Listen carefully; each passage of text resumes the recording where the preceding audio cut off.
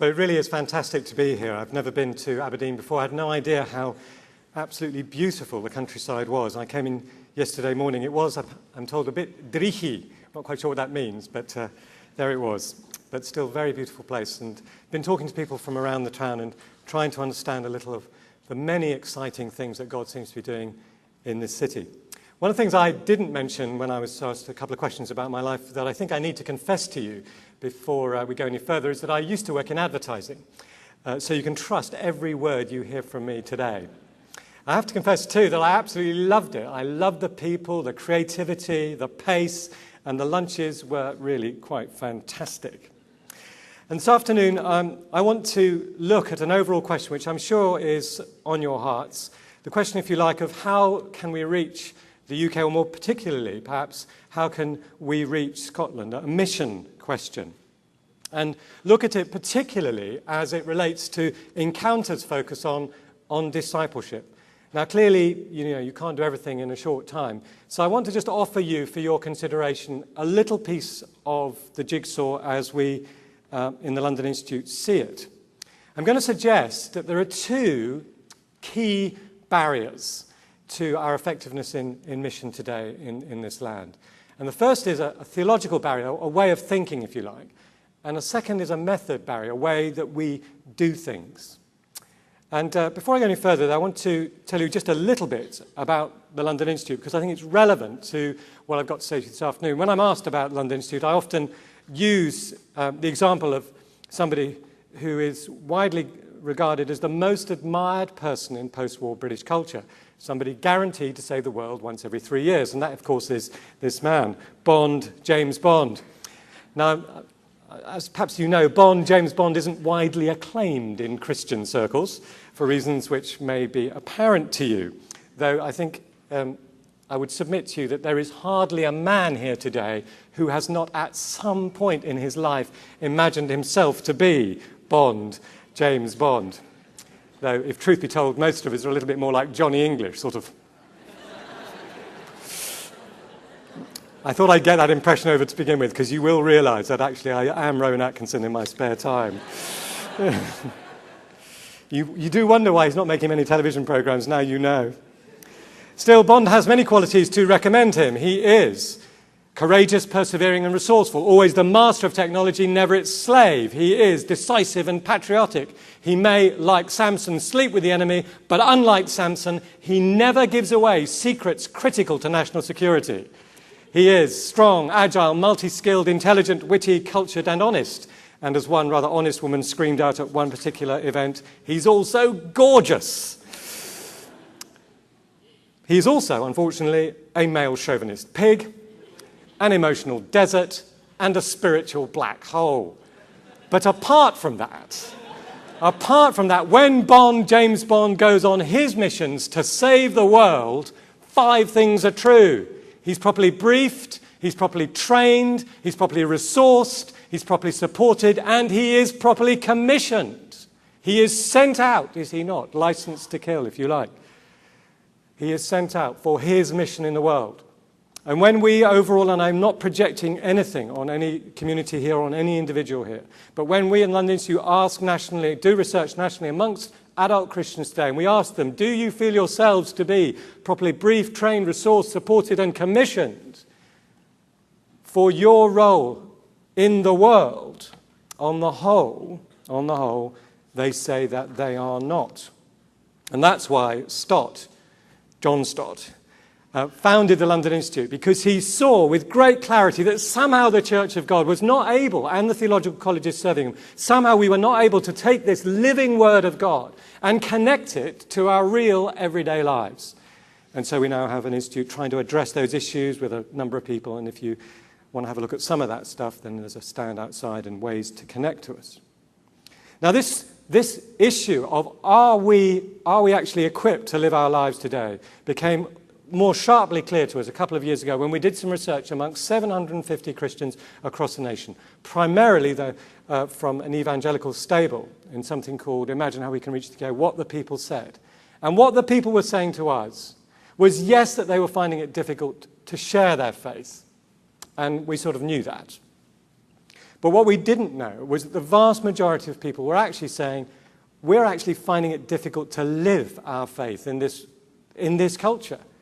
All these issues coming at us, with people struggling with issues at work, with how to parent today, with older parents, with singleness, with debt, with addictions, with getting older, with loneliness. How do we live this life today? And frankly, I don't know that it's any different for me. I think these are, if you like, bewildering times. Issues seem to come at me all the time. You know, I'm putting the time he was 10, my 10-year-old to bed, Tommy, and it's 9 o'clock at night, and we've prayed and read the Bible together, and Tommy, you know, is figuring out a way to keep his dad in the room. So what do you do? Well, he could ask me about Tottenham Hotspur. That would not be a long conversation because they're not that good at the moment. Or, you know, he could ask me, what do you do with the Executive Director of the London Institute for Contemporary Christianity? Ask him a question about religion. That'll keep him in the room. So he says to me, Dad, why isn't the Quran more reliable than the Bible? After all, it was written 600 years later. It's a pretty good question. Good night. And at one level, it's not an academic question for him because in his class, in his school, 50% of the boys in his class are Muslims. So he actually needs to know and be able to know in language he can understand why his scriptures, inspired over centuries, witnessed by hundreds of people, are more reliable than a set of scriptures apparently dictated by God, witnessed by only one person in a cave on their own. He needs to know why those documents are more reliable. Not in an aggressive, I'm right, you're wrong way, but in some way. And then my son, my older son, we're walking to school, walking to the tube with him, and he says, Dad, the son of the vicar in my class thinks the world is 5,700 years old. Sorry, 6,400 years old. And my Jewish friend thinks the world is just over 5,700 years old. And my geography teacher thinks the world is 13.4 billion years old. Can you give me the answer by supper time? And again, this isn't a trivial question because actually the bloke who's asking about these questions he's engaging with is someone who 2 years ago prayed that his parents would not be divorced. A good prayer. And they were. So there's other things going on. And it's not just about issues, is it? It's not like if we could just get a checklist of all the issues that there are and we could just have a good answer for all of those, it would be fine. It's actually the whole way, the whole texture of life today that we need to engage with. That's the issue. And why is this so important for mission? Well, it's important for mission because if I cannot say to my neighbour, you know, the gospel makes a difference to my everyday life, what kind of gospel do I actually have? If I can't say to my work colleague, whose number one issue, as it is the number one issue for people who are in paid secular work, who are Christians, my number one issue is this stressful work-life thing. I don't know how to crack it. And if I can't actually say to that person, well, you know, Jesus makes a difference in my life in that regard. Even if he doesn't make it all go away, actually he resources me in it. If I can't say the gospel makes a difference there, what sort of gospel do I have? If my neighbour's major issue is their fractious marriage, and I can't say, well, actually, you know, Jesus has helped me and my wife through issues in our marriage. Maybe he hasn't made all of them go away, but actually we feel like he's with us. If I can't say that, what kind of a gospel do I have? What kind of a gospel do I actually have? Do I have a leisure time gospel, just something that works in the evenings and the weekends? Do I have a gospel that promises heaven? And it does, and it is wondrous, but somehow doesn't actually affect life on earth? See, the gospel is truth. Yes, it is true, and we must not lose sight of that, particularly in this week. But the gospel, is it not also a way and a life? A way and a life? After all, the gospel of Jesus is not just a way into heaven, it's a way on in life. It's not just a way in, it's a way on. So we need a gospel.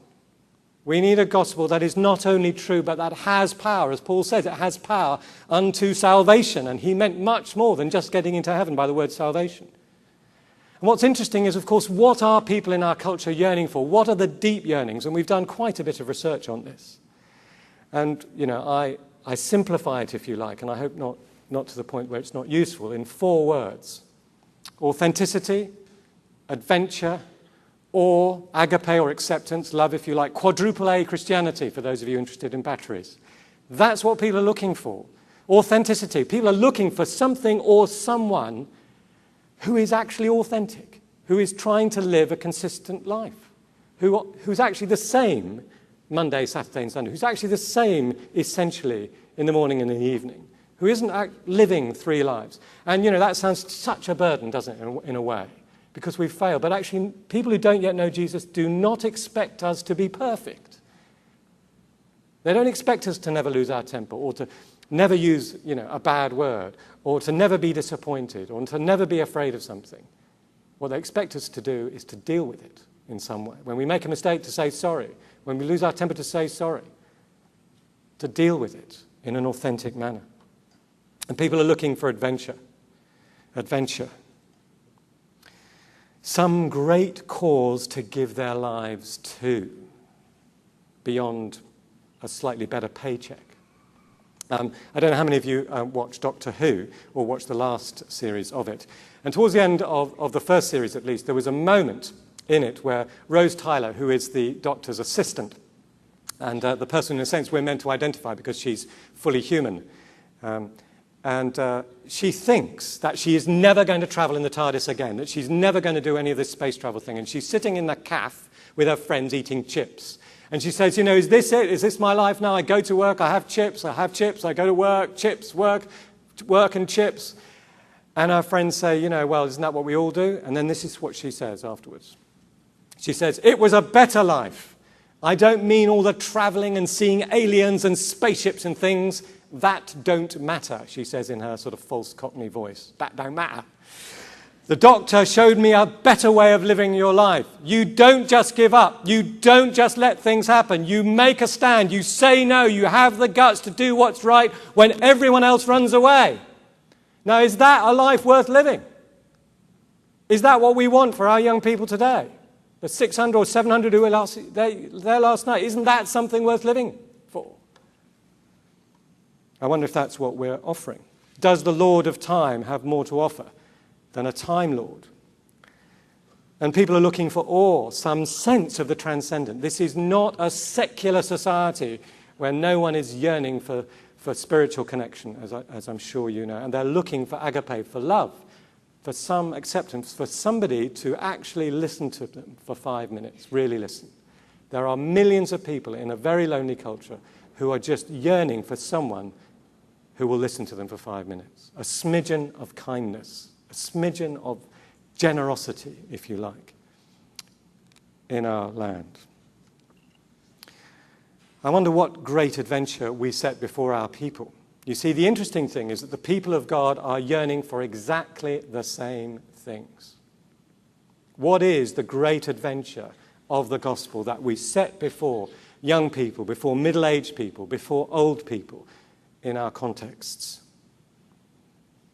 Setting out the chairs, it's an important thing to do. Making the coffee, it's an important thing to do. But in what great cause? In what great cause? Tony Campolo, I'm sure you're familiar with him, a great social activist and teacher, said this: evangelism is an invitation to join a movement to change the world. And it's so exciting for me to be in a place where the team leading us and the churches involved want to change this city. They want to change Scotland. And of course, Tony Campolo would say that evangelism is more than this, but it is certainly not less. It's not less. So there's a question. Why is it that somehow we're not helping one another in our communities think through the implications of the gospel for ordinary life? Well, the primary reason is something that we call the sacred secular divide, the great divide. And this is the sort of belief that God actually, there's some things that God is really interested in. He's really interested in church activities. He's really interested in prayer, and He's really interested in home groups or cell groups or subatomic quarks or whatever it is that you meet in. He's really interested in those sorts of things, Alpha and Christianity Explored. But He's not so interested in work, school, university, sport, dance, television, rest, sleep, the arts in general. No, they're at best neutral. You see, what we have, if you like, is a leisure time Christianity. Our God's interested in our leisure time, not our whole life, our whole life. And what's absent somehow from our church culture is not a topic. All we need to do is, work out what we think about work or work out what we think about this. What's actually absent is a fundamental understanding of who God is. Who is this God that we have? A fundamental flaw in the communication, if you like, of the scope of the King of the universe's actual interest in you and me. Paul writes this in Colossians 1. A phenomenal passage. He says, Jesus is the image of the invisible God. And then he says that by Jesus, all things were created in heaven and on earth. Visible, elephants, toucans, bananas. Things invisible, electricity, subatomic particles, magnetism. Whether thrones or powers or rulers or authorities, all things were created by him and for him. And we know that Jesus is sustaining all things by his word of power. But then he says, for what reason does Jesus die? Simply to take spirits, souls into heaven? Well, apparently not. Through him to reconcile, that is Jesus, through Jesus to reconcile to him all things, whether things on earth or things in heaven, by making peace through his blood shed on the cross. What is the great divine project? It is the renewal of all things, as Jesus says in Revelation 21:5, I am making all things new. All things, not some things. Everything matters to God. And this to me is the wonder of the gospel. The wonder of the gospel now, the kingdom coming now, if you like, the wonder and glory of God's plan in Christ. This isn't a partial salvation, as if one bit of it is being saved and the rest isn't. Jesus has a new body. This isn't an interim salvation, but it's a definitive, once and for all sufficient, redemptive sacrifice that promises the utter renewal of all things. He came to bring abundant life. Life!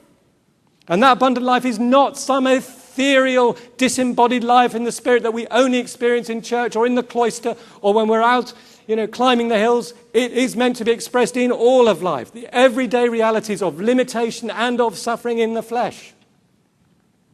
He is there in those times. It involves living as material human beings, if you like, purposeful activity in the world, the production of goods and services that bless people, the release of potential through endeavor, sand into glass, sand into silicon chips, children into confident adults, disparate individuals and into productive teams. It involves the expression of who we are as human beings through art and music and food and celebration and sport and so on. The gospel is not just a way in, it's a way on. That is our offer to people. It's a way on and a glorious way in to heaven. And so this leads us, if you like, to mission strategy. How will we reach the UK? How will we reach Scotland? And it seems to me that the key, and we look at this a bit more practically this evening, but the key to mission and social transformation is that in the UK, and indeed globally as it happens, is to equip our people. That is, that we would equip one another. This isn't just a deal for pastors. This is about the body of Christ, helping one another for where we are, not where we're not, for where we have relationships, not where we don't have them.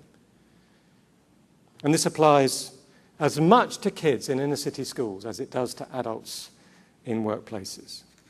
It's interesting, for the last 100 years or so, less so here in Scotland than in the south, but the last 100 years or so, church attendance, monthly church attendance has gone down, down in 1980 to 11.5, down in 1990 to 9.5, down in 2001 to about 7.5%. So we're down on ourselves. We can't reach the nation. We don't have PowerPoint, we don't have saxophones. How on earth are we going to do it?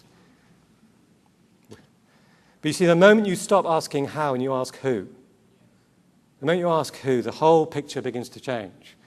Suddenly 7.5% of a population of 60 million people is a lot of people. There's a lot of people in this room already.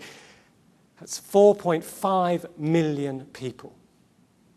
That's 4,499,988 more than Jesus started with. It's a lot of people. And it's a fantastic resource. Suddenly the fact that the average school kid spends 30 hours a week with around 27 other kids at least is a fantastic resource if they were trained and supported. Suddenly the fact that the average Christian in a workplace spends 40 or 40 plus hours a week, also with an average of about 40 to 50 people, becomes a huge resource if they were briefed, trained, supported, resourced, commissioned.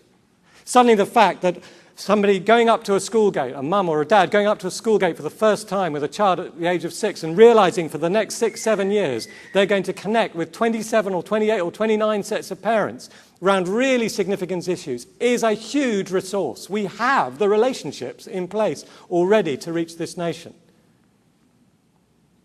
You see, we have a view of the church in the corner, the dots in the corner, marginalized, out of ideas, out of fashion, and so on. But the reality is that where are we? Where are we? Well, actually, where are we? We are, you are out there in the world. And those little red dots are moving around, little traces of grace, if you like. I don't know if any of you have seen CSI programs, but no doubt too holy to watch television. But for those of you who've seen them, they are kind of crime forensic programs, one of those. And there's CSI Las Vegas and CSI Miami, CSI New York and CSI Fraserburgh. And you know what's going on. These criminals are leaving traces that they know nothing about. And the first law of forensics is every contact leaves a trace. And that's actually what's going on, potentially, with the people of God, leaving traces of grace. Often we don't even know about them, do we? But actually God is at work. Everyone is a missionary. Everyone is a minister. Everyone is what we call an FTCW, a full-time Christian worker. And if you want the badge, there are some on the stand. So how do we create Christian communities that help people, release people's strength where they are? We've seen the theological issue. If we could get rid of the sacred-secular divide and recognize all of life is significant, and then there's the method barrier. Well, what was Jesus' strategy to reach the world? Well, Jesus' focus was on making disciples. It's interesting, isn't it? And in his public ministry, he taught lots of people, big numbers of people, but his focus was not on large groups of people. It was on a small group of people who worked with him, who lived with him, who he talked to along the way, who he corrected along the way, whose characters he shaped. I know you're proud. You want to be the greatest. Let me show you a child. Oh, we couldn't get that one out. Well, let me show you how to exercise that demon, working with them, ongoing, relational. It was disciple-making. But it wasn't only, if you like, in the way he did it. It's what he told us to do. He said, therefore, go and make disciples of all nations, baptizing in the name of the Father and of the Son and the Holy Spirit, teaching them to obey everything I have commanded. And I'm with you. Fantastic promise. I'm with you always to the end of the age. Notice he didn't say, go and make converts. He didn't say, go and make converts. Go and make disciples. And there is a world of difference between a disciple and a convert. A convert has arrived at a destination. A disciple is on a journey. On a journey. And overall in the UK, we have, up till now, had a convert and retain strategy. Let's get them in and keep them in. One minister put it this way: we shrink wrap people for heaven. We get them in, we shrink wrap them, make sure nothing contaminates them, and then they die, and then they go to heaven. That's okay. He had a train and release strategy. A train and release strategy. Everyone is an FTCW. A disciple isn't someone who goes to church, although they probably do, or a cell or an emergent cafe, or whatever it might be. A disciple is an intentional, active learner of the way, a practitioner of the way, of the truth of the life, an apprentice of the way and the truth and the life, a doer of the way, the truth and the life, somebody connected to a particular teacher, someone accountable. Very hard to be accountable to people in our independent-oriented society, someone outwardly oriented, not inner focus just on me. Now, I wonder if your church is making disciples. I know some of them are. And perhaps many, as far as our research is concerned, are not. And the reality is that for whatever reason, and again, I'm not wagging fingers at any, very few of our leaders today have been trained to make disciples. I was in a theological college for 9 years as vice principal, not as vice principal for 9 years, but I was in it for 9 years, and I know this to be the case. This is not where the focus has been, but it is where Jesus' focus was. And we have to ask ourselves what in our culture means that the people who are best trained to do this job spend least time doing what Jesus spent most time doing, making disciples. See, we need not just a program, we need a new ethos, a value system, if you like, that affects everything, so that whole life discipleship affects prayer meetings and decor and worship services and so on. You see, when you have a whole life perspective, it sort of just affects everything. It just bubbles out. It doesn't just change formal structures, it changes the way people talk to each other. It changes the prayers, it changes the conversations you have. You see, where you say that's very grand, changing a church culture sounds very grand. You can change a church culture by just going up to somebody after a service and say, tell me the name of your boss. I'd like to pray for them by name. You can begin to change it. You don't necessarily, you may be in a church where you can't even conceive that such a thing would happen. But we can begin. You can change a church culture if you're a leader. You know, one guy did this. He changed the decor so that one wall of the church hall was all about what people were doing in the world, not in Mexico, although including in Mexico. And then one week he asked everyone one week, come next week, bring something that represents what you do between 9 and 5, and you'll come up, tell us what it is, and you'll put it on the altar. And everyone was included the kids. So protractors came up and, you know, this kind of stuff. It begins to change things. And in a home group, if you're in one, you ask people, what are the real issues that you're facing in your life? Yes, we need to do Bible study, absolutely, but what are the real issues people are facing? And you say you can't change cultures. Well, we can, in the most unlikely places. One group, there was a teenage group, common thing to do really, you know, these days, and fantastic thing to do. They felt they were called to go over to a South American country and help build an orphanage over a summer holiday. What a great thing to do. And when the church heard this, they invited the group and the leader to come up and to be prayed for before they went. And that's an absolutely great thing to do, isn't it? So you can imagine this group of teenagers, and the whole church is praying for them. And after the church had prayed for them, the leader of the group turned to the church and said, and now we, this is teenagers, are going to pray for you in your ministries where you are while we're away. So they've got it. It's a shift. It's a way of being together. It's a different way of being together. It's different conversations. Well, this is a big ask in a way. But it's critical. It's the Jesus way, connecting to people in their real life. And we've developed some resources that you may be interested in your church or individually in groups, some magazines and then a DVD that you can have a look at that's been helpful to some in Scotland already. And we're working with some churches to work this out. No one particularly feels they have the answer to this. This is exploratory stuff. But a final thought for this afternoon at least.